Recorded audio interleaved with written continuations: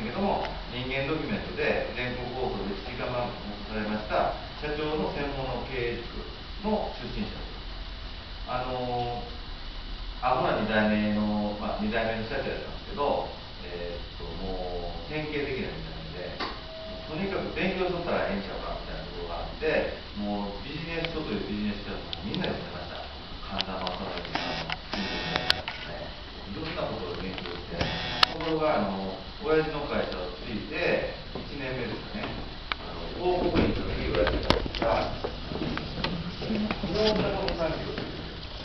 う JT がうちの売り上げの8割を占める売り上げを持っています。ところが今最近テレビコマーシャルでね、タバコの広告もいないし、看板もいないというのですけど、タバコは害やから吸ったらあかんっていうのが